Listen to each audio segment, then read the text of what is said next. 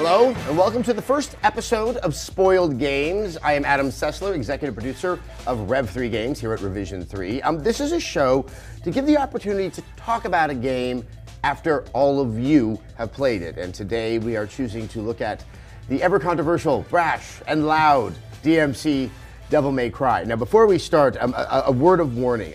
This is called Spoiled Games, and everything in the game is fair game. So we're going to talk about the beginning, we're going to talk about the ending. If you haven't finished it, you want to see how it turns out, and you want surprises, stop now, go play it, and then come back. But for everyone else, welcome. And welcome to our two panelists, Brad Shoemaker, senior editor at GiantBomb.com, and Anthony Carboni of Revision 3, in particular of D News. Hey. Thank you. Absolutely. Okay, so Devil May Cry, or DMC, I think it's a point of confusion You here. have to say both in a row. DMC, or Capcom, yeah, Devil May Cry. There you go. And now we will just call it what we so choose. So this comes from a franchise that is well established from the PS2 era. I remember playing it. I think both of you have played it. I think I've always been surprised at the amount of passion that surrounds it, as I never felt that the game itself ever had a good iteration. I mean, did you play the first one, Brad? Yeah, I played the first one to completion and then kind of fell off after the second one really disappointed everybody. I actually went back and have started playing one again. And with that one, I think there's a fair amount of rose-tinted kind of nostalgia. For sure. That one really shows its age. Yeah. I know that, again, didn't play 3 and 4, but I know that there are legitimate kind of mechanical reasons people like to go back to 3 and 4, like they're really hardcore, a lot of depth to the combat, but definitely sort of a little bit of rose-tinted glasses going on. And it did come from an era when a lot of the games coming out of Japan seemed more innovative, seemed more exciting. And I remember just the concept. Guy behind Resident Evil, we now have a character with swords and guns. It really just, it sounded like very exciting dynamic and a way to move that combat forward. You've been playing the HD collection. I have, and yeah, rose tinted's a good way to put it. The first one was very much, it started off as a Resident Evil game. It was going to be part of the series, so it was kind of just a more action-oriented game built on that engine, and it really shows its age because of that. Because you have all those static camera angles, you have all those weird, you get caught in nooks and crannies. And then as they kind of got their hands on the action, the character just got sillier and sillier. Story stuff just got weirder. I mean, it was pretty silly at the beginning. Yeah. I mean, that opening sequence where he's in the shop. Sure. And I think a motorcycle comes in. Yeah. Well, there's the one. My favorite one is the one from 3, where he's sitting in his bar and kicking phones onto receivers and snarking at the phone and spinning pizza around on his finger while he's killing demons and hitting jukebox. And you're just like, okay. Are we sure that this is the franchise that we want to stay so true to? Which I think brings you to our point, which is what was essential to carry over from the first game. This game has generated so much controversy since it was announced. It doesn't have a Japanese developer. It has Ninja Theory, who are best known for Enslaved and for Heavenly Sword on the PS3. But everyone was worried, they're going to ruin it.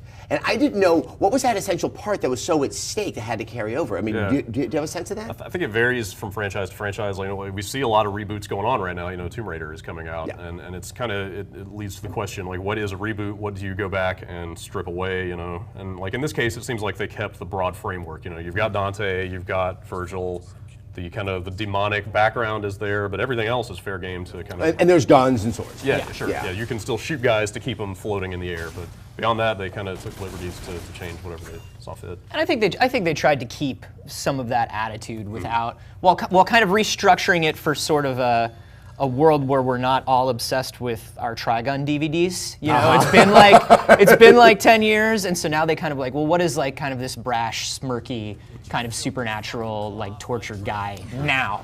While there was a lot of vitriol about this game prior to it coming out, a lot of it centered on the character, how they had changed him. He was the platinum-haired biker guy, and now he's dark-haired. And there actually is no automotive transport in the course of the new Devil May Cry game, but I kind of imagine him having a motorcycle. I mean, did you find it that dramatic a shift? It's pretty profound, yeah. I mean, you can actually, if you go back to that first image they put out 2 years before the game released, they actually pulled back from that some, kind of that mugshot, if you remember. Yeah. He had the real dark, sunken eyes, just looked terrible, he looked like he was shooting up 5 times a day.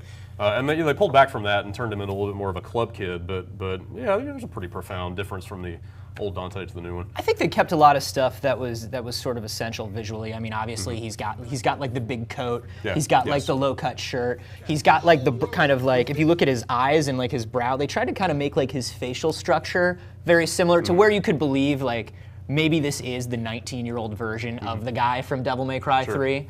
But it definitely like no leather nipple strap. Like maybe we can get rid of that. Maybe he just wears a shirt. I mean, I obviously in my review, I didn't like the original Dante. I thought it was a little bit just too cloying, and it was just kind of playing to certain precepts. I think they held true to that in this new Dante, where I was just like, oh, just please be quiet for a second. But I mean, I can't figure out, this is for a large chunk of the game, how much of this is tongue firmly planted in cheek, and how much of it is this earnest sense that there's something like to idolize in this version of Dante. Well, you love the story all the way through. Yeah, for its kind of just its sheer audacity and absurdity, you know. Like I could never quite figure out if the developers took it seriously, but I sure as hell didn't, you know. Like that's the part that keeps on getting me. In that opening sequence, where he's naked and obviously Kat, the young lady with the hoodie, is just blocking his member. Sure. The slow motion pizza crust flyby. Yeah. And I thought, okay, this might be aping something, though I still didn't really know what it was making fun of. But I would have to say the tone seems to shift quite a bit throughout the course of the game. So that was kind of my problem with it. Is it was alternately very much like an early Peter Jackson or Sam Raimi movie. Like it was very Dead Alive sometimes. It was very Evil Dead 2 sometimes. And then at other times, you felt like you were watching Constantine or The Devil's Advocate. Sure. And I feel like I can deal with kind of the overwrought melodrama. I can love the stupid over the top. But when you mix the two of them together, they both tend to lose their power and kind of just like weaken one another stylistically. Like you've got Virgil, like 1 minute Virgil's talking about his responsibility to protect the human race, and the next minute he's making a big dick joke. You know? Yeah. It does kind of go back and forth a little bit. Well, and then obviously the part which I believe everyone tried to withhold, even though it was out there on the internet, the scene where the platinum hair comes flying onto Dante's head and says, "Oh, not in a million years," and throws it off. Not in a million years. I mean, they seem to be very aware of the controversy that's surrounding the game, and I couldn't figure out what their response was. Like, just go F yourself, or that, actually this is kind of a silly thing to be making fun of. Right. I kind of, when I first saw that, I sort of took it as a sort of thumbing their nose at the people who had gotten upset about that, because it's really not the key issue here as to whether this is a successful reboot or not. No. Now, going back to the story, I found audacity is a good word. I still don't know what to make with a lot of it because of the changes in tone that, Kat, I mean, there's this whole bit in the car. Oh, the thing where with Kat's Kat. talking about, like, clearly being the victim of sexual abuse. Right. My foster father was a demon. He attacked me most nights. Which, I was a moment of like, hold on, whoa, hey, hold on. We had pizza over the penis a little bit earlier. This, I mean, I still don't know what to make of that rather violent transition in the game. You could definitely level some criticism as to them sort of playing on sort of cliche gender roles and that kind of thing. Although, I felt like, the fact that she had come out and sort of ultimately escaped her aggressor and fought back was kind of satisfying. But no, I think it was also, I don't think I've seen a game that seems to be so aware of what liberties they can take, because, I mean, does it take place in the real world to you guys? I mean, I've never, and this is very consistent with other Devil May Cry games. Where does it take place? Right up until the end, where the Hellgate closes and you have sort of things melding together, I would say, like, it could absolutely be kind of real world-ish. Other than Mundus's crazy swan tower that he lives in, I was pretty much like, okay, there's a real world, because they're clearly trying to base a lot of this on marketing and being anti-media and being kind of anti-government, and so they had to kind of ground that, but you do spend like 90% of your time in limbo. So you do kind of get this sense of like, well, maybe it isn't supposed to be real. I like the idea of the way it was playing on what's clearly like a Fox News channel and a soda company, that's how they're kind of reigning this control. It wasn't terribly original, but there was a lot of potential there. Those thematic elements are painfully on the nose. It's like directly in the wake of Occupy. Like, here's this game where capitalism sucks, man. Fuck it. But again, it was the way it was presented. Like, the characters believed it so hard. That I felt like even if even if tonally it was a little bit obvious. You know, like they presented it really well. Well, I think one of my things is I wish that sort of being too on the nose, like there were some things that they just flew by. They were just like, okay, this is what's going on, deal. Yeah. And I was really cool with that. But then there were some levels where they would just kind of languish on the theme, like the Soda Factory level, or in the warehouse. In the where, warehouse, you know, yeah. when they were going into the warehouse, and suddenly these incredibly blasé statements about time being spent in limbo, what that's about, and it's like, what are we talking about? And also, I didn't even really understand. Wait, so is Dante aware of this, Right. or like has he already known about all this kind of weirdness, or is he being introduced into this kind of crazy world of angels, demons humping and then fighting each other? Right. Yeah, it's weird because he does mention in the beginning, like, I've been dragged into limbo before, I know how to deal with this. And it's like, well, what are you doing there? Has this not disturbed you at all? Have you noticed all the creepy messaging? Maybe the building's leaning over you? So let's talk about Virgil, who really does become his foil by the end of the game when you realize that they're kind of on the same side, but Virgil's kind of now turned into kind of a Leninist who doesn't think that the people, when freed, would actually make the right decisions. Right. I mean, I kind of saw that coming from a mile away. Telegraphed pretty. Yeah. But I mean, that character, who I don't recall being all that memorable from the other Devil May Cry games, I thought was at least something that helped balance out, you know, the brashness and the at least for me, the obnoxious qualities of Dante. Sure. He gets bigger and bigger in the franchise as the old ones move on. Like he takes on a larger and larger role. Yeah. So he was pretty true. He was put in a new setting, but he was pretty true to his character before in the old. I can't get past his nice guy fedora. Yeah. Like, I'm sorry, I'm trying to talk and I can't get past his nice guy fedora and his embroidered applique, like, trench coat. Once again, it feels like other 90s sensibilities. Yeah. That was the weird thing. They're trying to modernize it.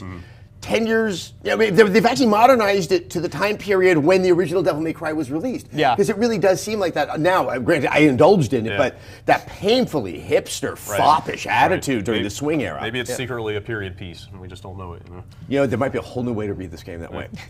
Anyway, let's. You definitely commented on this, but the level design, the fun that they were able to have with Limbo throughout the game, sort of taking this ungrounded real world and then just making the bottom fall out from under it. It really just gave them carte blanche to go completely insane with that stuff. And I don't want to get too mechanical about it. Here's why I got this score, and then but the sheer inventiveness of what they did with those levels and the way they animate and deform as you're going through them and all that stuff is what really kicked the game up a notch for me. Like it almost made me think, like, at its core, this is an action game. You were supposed to play it and appreciate the fidelity of combat, but here's a good example of how different people can appreciate different things in games. And like in this case, this was a venue for visual artistry. It's just like here is somebody is funneling their artistic talent into this canvas, and it looks absolutely amazing, and it's something I really appreciated. Yeah, the entire environmental team, I think, just were like the all-stars of that game. It was just so beautiful to see. Like, we've seen this kind of idea of like the creepy cities and things leaning in towards you before, but I've just never seen it realized so incredibly well. Like things just perspective forcing itself on you, and things just crashing in on you from it. Like you really do get the feeling that the entire world hates you. Sure. Like, like there is the writing on the wall. Yeah. One of the moments when they really hooked me was that they primarily use the kind of the Splinter Cell style like tiles on the walls to direct you. It's like, go this way, kill this stuff. But there was that one point where you kill demon after demon for an entire level, and then one of those things pops up and it just says, "Fuck you, Dante." Yeah, I remember that. Oh man, the demons are so frustrated that you're kicking their asses that they can't resist. Like, you do get the sense of the environment as a character because of its malleability and its way it can react to you. I like the environments. I felt they were sometimes uneven, but when they got so inspired in something that should have been pretty rudimentary, it was like, subway tunnels are just modern sewers. But I loved in that sequence when you got to really play with the environment. You have the train that's hurtling through, and you can knock enemies up into it, and they go splat. And the other was, I wish they had done more of it. When you infiltrate the news headquarters, and suddenly the graphics of a news channel become the environment. I really felt that I could have spent 3 levels in something like that. There was just so much potential. I wanted to see more in there because that was it was a pretty simple grappling sequence inside of that, but I wanted to see like things like angry headlines flying at me, stuff like things to avoid, more things to do in there, and I felt like they didn't take enough advantage of that before I was out and I was in that boss fight, which was a great boss fight, but I wanted more time in that actual environment. It makes me wonder, Was the game originally going to be closer to what a Devil May Cry was, and then maybe the outcry about the reboot and the redesign of the character kind of gave Ninja Theory the opportunity to just go a little bit crazier and more wild? Because I mean, yeah, there was a point where you feel the game is, both with the platinum hair wig sequence and just the way it changes, that it's almost starting to thumb its nose on expectations and the sense of sort of hallowed virtue and staying with tradition in these games. I would love to read a book about how this game came together over time. Like, there are the stories out there about how Capcom came in and helped with combat. There was the story that came out about them sending their Dante design to the brass in Japan, and Japan said, no, go crazier with it. Like, that's too much like the old one. So it's hard to say like which influences kind of determine what happened. And it's kind of interesting with thinking about how early they start releasing art and things like that for games now to kind of build that hype train. You wonder, you think about, it feels like it's going back and forth between being over the top and like too conservative sometimes, and you wonder if that was kind of like, oh, should we rein it in? Right. Like you wonder if they lost focus and they lost a little bit of confidence just on their own. Moving on to the combat, which really is the central element, and to some extent there was the fun platforming with the hooks and the pulling and the what have you.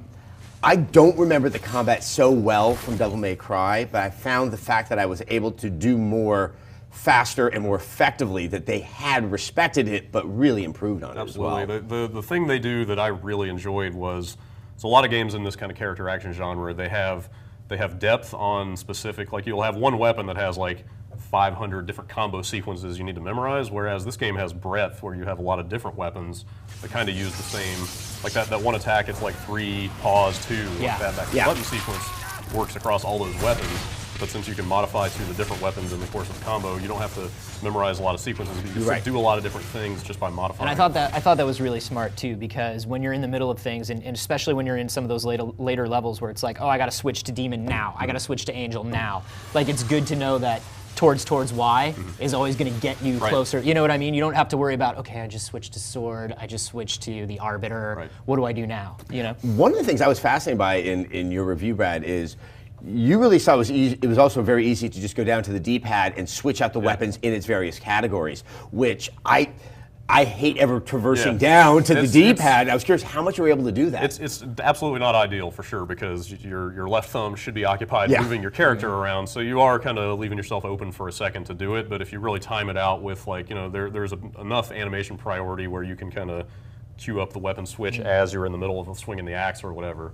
It's not the most elegant solution, but you can kind of work around it did occur to me, yes, there probably are power players that really can be so diverse in how they're playing this game. I don't know if you guys have gone and looked at like combo videos on YouTube now. I mean, there was the whole uproar about, oh, it's too easy to get triple S ranks in this game, and like that, there's probably some validity to that, but if you step away from the scoring mechanism and just look at the kind of how creative you can get the combat, like some of the videos on YouTube are completely mind-blowing.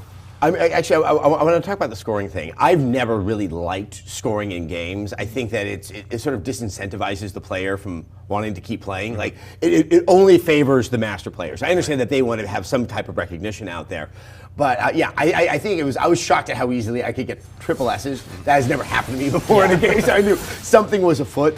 But at the same time, it was more encouraging to get the sense like, hold on, so what I'm doing is kind of working. The game doesn't hate me for just making it through the level. I felt that they started to at least flip in the other direction, and what I think has been a problem, like kind of an elitist problem that's plagued games of this type, which is it just seems very exclusionary to players that would like to actually engage with it. Right. And I don't think they Ninja Gaiden 3'd it by any means, and I think that's what people were really afraid of, is like you're going to be able to get in there and just mash and everything's going to be cool. I think what people are discounting is like just like you have to change the style of the character and the style of the world.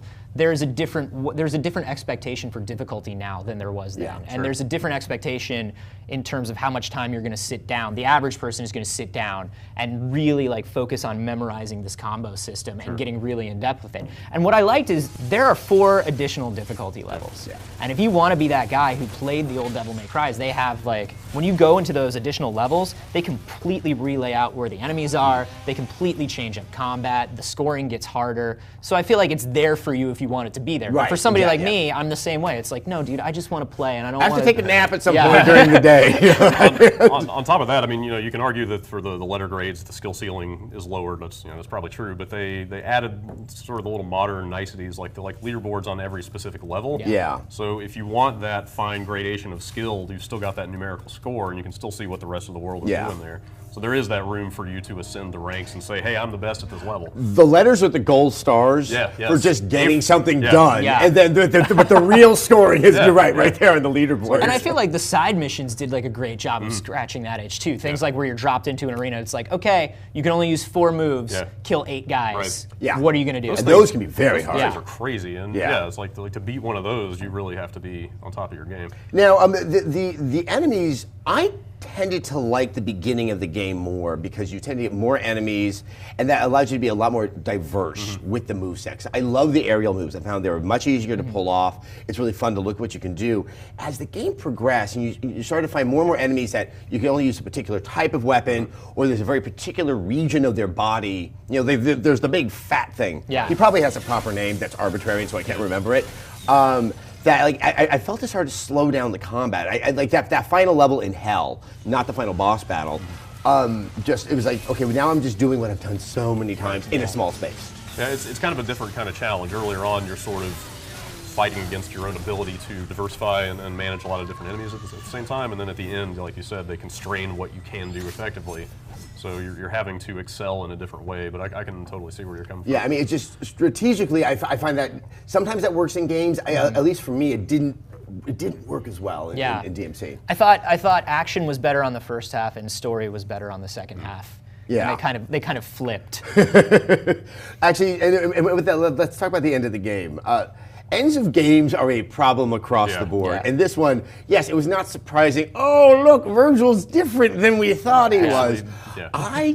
Well, first he did fighting everything Mundus, but like wring his hands and cackle the whole way through. Mundus was kind of fun, kind of obvious. Yeah. Actually, I found all the other boss battles to be a lot more of a challenge. Yeah. And then, of course, the real boss battle is Virgil, which it just asks you not to use all of your skills. I was just like, hold on, I think this is like, where's the trick? Where's the trick? I think Patrick Klepek, your colleague, got really, really stuck on it. I did too. It took me, I probably sat there for 20 minutes fighting that guy before it was like, oh, I need to hit this and do this. Yeah. I mean, this is kind of a larger discussion about games.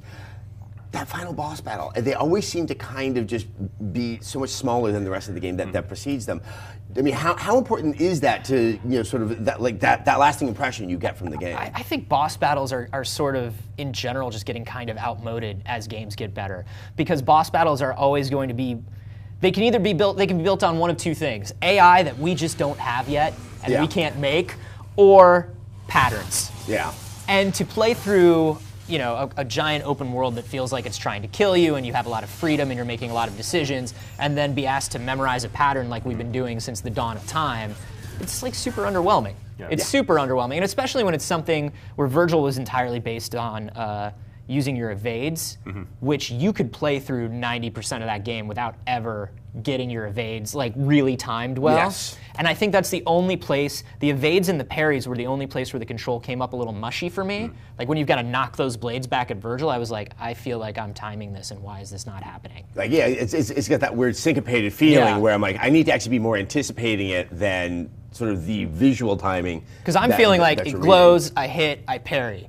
But it's almost like you got to anticipate the glow like a little bit, like, so it was kind of off the way the game was trying to telegraph to that last duel to me felt like it was a very clear case of not exactly style over substance, but the fight existed more in service of where the story wanted to end up than something that is mechanically satisfying. Well, they did the same thing with Enslaved too, I thought, where it was just kind of like you bust into the room and there's Andy Serkis and you're like, punch. Right. Well, I did it. Right. I saved the world. It's like there's a last boss because there is expected to be a last boss. Exactly. But what they really want to do is tell an ending to the story. And in that sense, like the brother against brother, the sort of thematic clash. Yes. I did think the one line that he gives right at the end, where they're all standing on the ledge, like kind of surveying the land after everything. Which is completely devastating. Right. Yeah. They're like, we did it. But the sun's coming out and Mundus is vanquished. You're like, all right, everything's fine. And then all of a sudden, Virgil's like, all right, now we can rule. Free from the demons.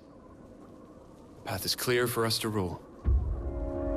and it was just like so on the nose and obvious. Like, you couldn't have found a little more subtle way to communicate that this guy. I feel like we could have built that up a little bit more, just guys. it was sort of out of left field the way he said it. You know. Oh no, and it was like, is it my time? Is it my time to get evil? Oh, thank you, thank you Can I very put my much. crown on now? You know, like I'm getting the wrap it up and get evil side. But once they had fought, you know, once the battle had commenced, and like there's the scene where he's like driving the sword into his chest, and like I felt like there was kind of grueling emotion going on there. Like, I can't let you do this. Visually, that storytelling, I can agree. Now, obviously, with the revelation that Virgil's, well, he wants it all to himself, that sets it up for that there could be sequels. I'm just wondering, kind of in our final assessment here, like, was this a successful enough reboot, both creatively, and I think we can even say commercially, that we can see Ninja Theory or someone else sort of take this newfangled DMC and go somewhere with it? Creatively, absolutely. Like the last like 90 seconds of the game where the camera sort of pans around on Dante, and like you feel like he's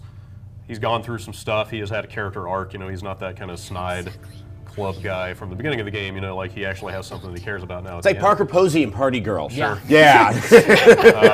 Like, you know, like in that last shot, you know, you feel like, all right, this is Dante. You know, like this is where he's going. You know, he's got something to springboard off of. But commercially, I don't know. Like it seems like, you know, Capcom lowered their forecast on shipped copies for the year and stuff, so who knows how that's going to play I'd out. love to see them get the chance to do another one, because I think there were moments in there that were brilliant. I love like the club-based reality party game show on the dance floor. Like I love things. There are great ideas in there that if they actually are allowed to take them farther next time, tighten up some of that combat and stuff, and keep that kind of weird, frantic, strange, dark sense of humor about it, I would absolutely play a second one. I think so. I mean, I think the combat's there and there's more to play with. I think, if they really invest in a consistency in the weirdness, so that there's that sense that every level is going to just bring something that's even nuttier than what already ever happened. I think the arch storytelling and characterization will probably be a lot more palatable to me. But so I guess it's not our decision to make. So anyway, we have now come to the conclusion of Spoiled Games, Devil May Cry. Brad Shoemaker from Giant Bomb. Your review can be read at giantbomb.com. Absolutely. Anthony Carboni of D News. You can see him multiple times a day, and you can spend a whole day just looking at him over there at D News. It's a weird thing to do. You can do it. Yes, you can. I do it all the time. And me, of course, you can see my review of Devil May Cry at youtube.com/rev3games. We're going to be back talking about another game. This one should be very interesting because it probably has the greatest consensus of any game this year. It's Aliens, Colonial Marines. It's pretty short. If you want to give it a shot at it, that's fine. But I hope you come and join us for yet another discussion, a thoughtful discussion of varied opinions in the game industry on Spoiled Games.